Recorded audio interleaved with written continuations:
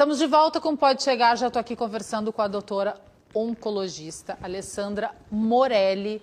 E, doutora, muito obrigada por estar aqui conosco hoje. É tão importante a gente falar desse Dia Mundial de Combate ao Câncer, porque é uma realidade que acomete muitas pessoas e cada vez mais tem estudos, tem dados, e a classe médica está sempre se abastecendo disso para tratar a comunidade.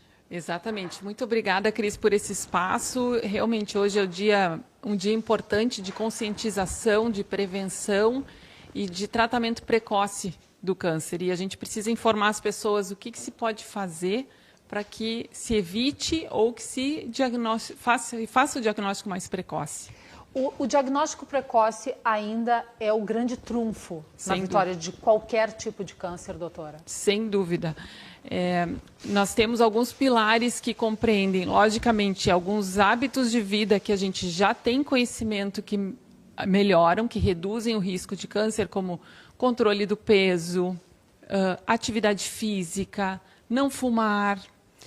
E existem os outros pilares que são relacionados ao diagnóstico precoce, que inclui os exames anuais nas mulheres, por exemplo, a mamografia.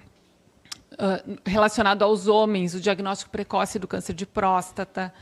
No câncer de intestino, a gente tem descoberto que o câncer de intestino tem atingido pessoas de menor idade, então existe uma tendência de aumento de casos em pessoas abaixo dos 50 anos, então já tem indicação de realização de colonoscopia de forma em idade mais precoce, a partir dos 45 anos.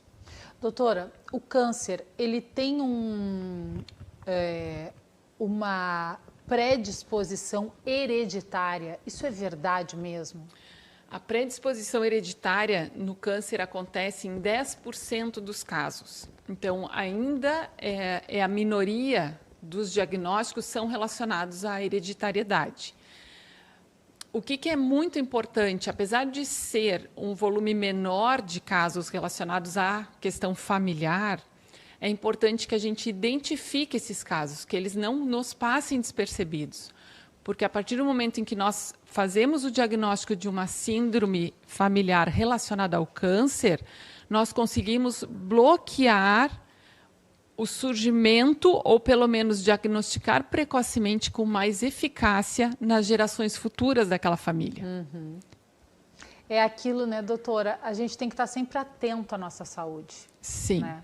Sempre atento e, claro, e se existe uma questão familiar, a gente tem que colocar uma lupa em cima, digamos assim. Qual é o câncer que mais mata no mundo ou no Brasil?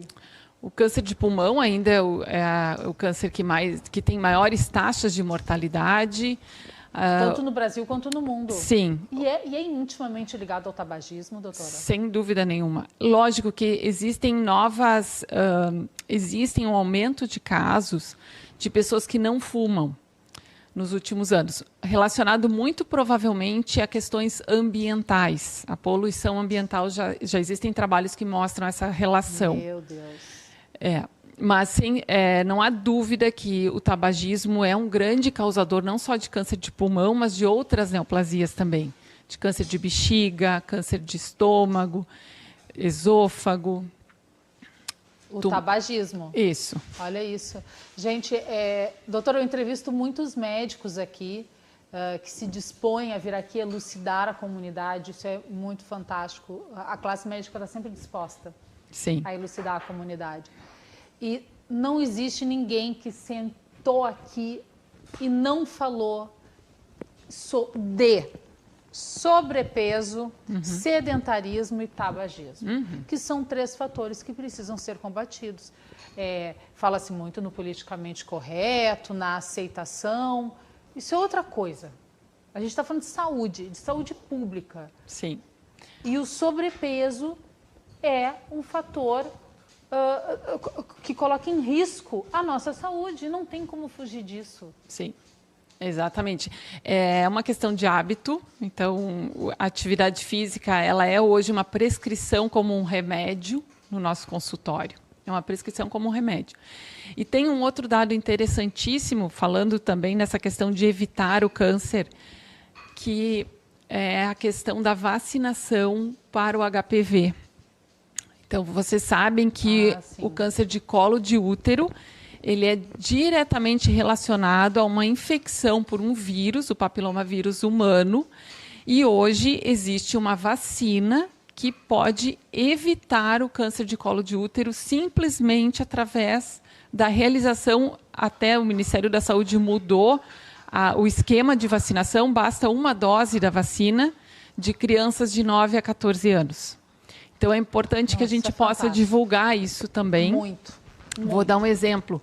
A Holanda já anunciou a erradicação do câncer de colo de útero a partir do momento em que houve o programa de vacinação para as crianças naquele país. Então, eles mapearam, a partir do momento em que se começou a vacinação das crianças na faixa etária dos 9 aos 14 anos, já não se viu mais diagnósticos de câncer de colo de útero naquela população. Com HPV naquela geração, claro. Isso. Que fantástico. Então, são coisas simples que a gente pode fazer e divulgar e que realmente salvam vidas. Isso. E o câncer de colo de útero, quem já viveu ou já teve a experiência de conviver com uma mulher que tenha tido câncer de colo de útero, é dramático, não só do ponto de vista de qualidade de vida, mas de tudo que envolve uma mulher jovem, geralmente com filhos, a questão de trabalho super na fase produtiva, mais produtiva da mulher. Então, é importante que a gente relembre sempre a questão da vacinação. Qual é o maior... qual câncer tem o maior número de casos no Brasil, doutora? Não só no Brasil, mas no mundo, o câncer de mama é o câncer de maior incidência. Colocando homens e mulheres. Sim. Mesmo assim. Mesmo assim. Uhum. Sim. Então, meu Deus. Então, o câncer de mama ele é o câncer mais comum. Obviamente que existem vários tratamentos novos, o diagnóstico precoce tem sido cada vez mais viável por conta da mamografia, do exame de rotina no ginecologista. A atividade física em mulheres reduz o câncer de mama. Então, a atividade física regular é fundamental. O controle do peso. O controle do peso. E vamos chegar numa outra polêmica, doutora. A alimentação. Né? A alimentação onde a gente desembala. Sim. Né? Desembala os alimentos e não descasca mais os alimentos. Excessos de açúcares, de doces, de industrializados, de ultraprocessados. Eles podem aumentar a probabilidade do surgimento de algum tipo de câncer? Então, a relação mais direta que nós já temos, dados que nos confirmam isso, é a relação das carnes processadas com câncer de intestino. Então, salsichas, presunto, qualquer tipo de carne, embutidos em geral, tem relação com câncer de intestino. Existem também dados que mostram que, na verdade, os alimentos processados, como você falou, os alimentos embalados, os óleos, o excesso de óleo, tudo que causa mais inflamação no nosso corpo tem alguma relação com o câncer. Então, é importante que a gente preste atenção nisso, que procure... Eu sei que é difícil no dia a dia, na rotina que a gente tem hoje, estabelecer essas regras. O ideal seria que nós voltássemos a nos alimentar em casa, com a comidinha caseira, feito na hora, sem embalagem de plástico. Isso é o ideal. A gente tem o ideal que às vezes é inatingível, só que às vezes as pessoas exageram. Eu já exagerei muitas vezes, é fácil, é rápido, é humano. Eu acho que a gente precisa encontrar um meio termo. Sim. Né? Onde a gente, claro, tenha uma vida otimizada, que o mundo mudou, não é como era antigamente, mas também a gente pode fazer escolhas melhores, né, doutora? Sim, ter essa consciência, não entrar no piloto automático. Eu acho que começar a ter consciência desses aspectos e, no seu dia a dia, traçar um plano. O que eu posso fazer para melhorar essa questão? E aí, ir evoluindo. A doutora estava me falando de um congresso que está tendo nos Estados Unidos. Como é que é o nome do congresso? É o Congresso da Associação Americana de Pesquisa do Câncer. E esse congresso está acontecendo agora em San Diego. E um dos dados que tem sido mais comentado em termos de resultados é a perspectiva do aumento de câncer em pessoas abaixo dos 50 anos nos próximos anos. Se tem uma expectativa de aumento de 30% de casos em pessoas abaixo de 50 anos, e a gente considera isso um diagnóstico em alarmante. E aumento de 20% da mortalidade.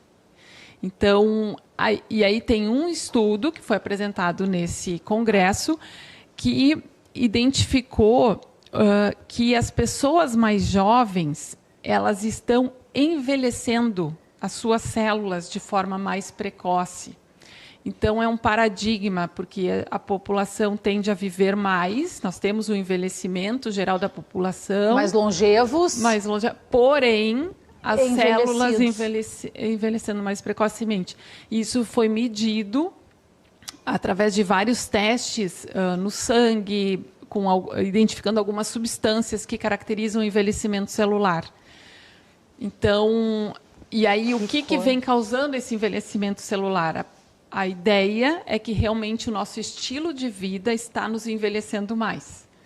Então, o estilo de vida das pessoas que não fazem atividade física, que se alimentam mal, excesso de açúcar, excesso de farinha, isso dormem mal, estresse. Muito medicamento para dormir, para acordar, para tudo. Isso. Não que eu seja contra, às vezes é necessário, mas às vezes também é um exagero.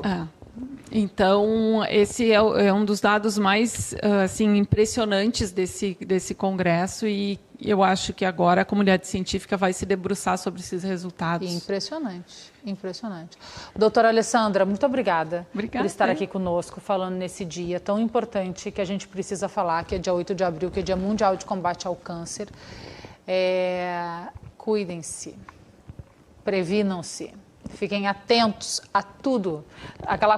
Eu odeio quando alguém diz assim, viu, quem procura acha. Bom, mas que bom que achou, né? Exatamente. É para isso que né, se achar, tratar logo, rapidamente. Com certeza. Né, doutora? Essa é a mensagem que a gente precisa passar.